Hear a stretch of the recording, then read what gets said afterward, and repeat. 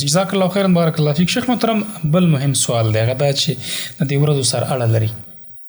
د کربلا واقعه ده، خلک ډېر پاخه انداسي وایي او څوک په قصې کوي، څوک څه کوي، څوک څه کوي.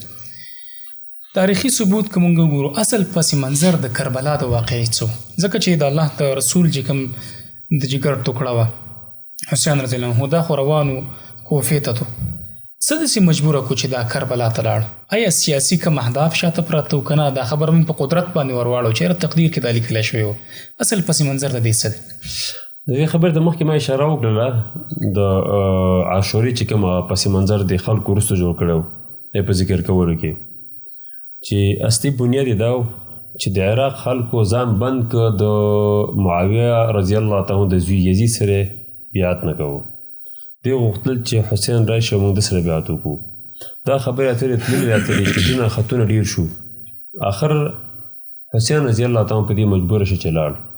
مسلم نه عاقل ځانه مخکې ولېږو، هغې غدر هغې سره وکړو. دی لاړ، دی چې روان و نو په دې سفر کې تاسې دا خبر وکړه چې د کربلا طرف ته څنګه لاړل، ځکه دا کربلا خو بیخي بعینه په دې لاره کې نه ده، یو طرف ته ده.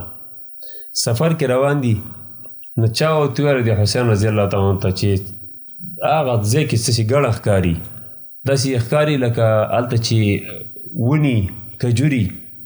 یو کس ورته وویل چې نه په دې علاقه باندې کجوري نشته. وایي نو څه به وي؟ دا لښکر دی را روان دی موږ پسې. نو وایي څه چل وکړو، په کوم طرف لاړ شو چې موږ د دې خلکو نه ځان بچ کړو؟ نو د کربلا چې دا کوم میدان دی په دې طرف باندې ور روان کړل. هلته چې لاړل نو دغه ځای کې د ابن کثیر خبره هم کړې ده، وایي کله چې د کربلا په طرف لاړل نو حسین رضی الله تعالی عنه دا کوم ځای دی؟ وایي دا چا ورته وایي کربلا، وایي کرب و بلا. کرب مصیبت وایي، بلا مصیبت وایي، مصیبت په مصیبت باندې.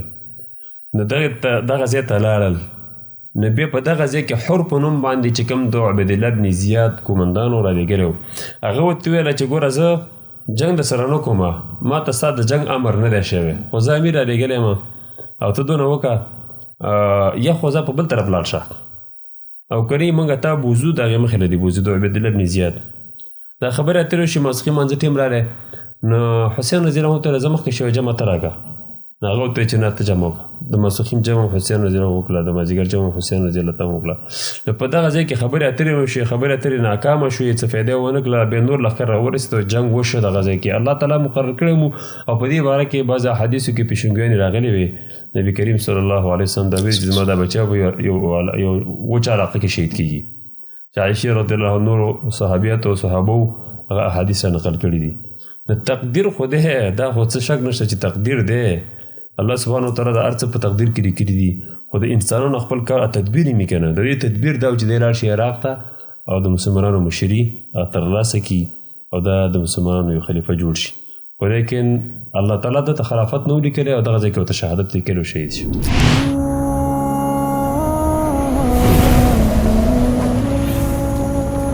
Don't forget to like, share and subscribe. Rana Studio Podcast.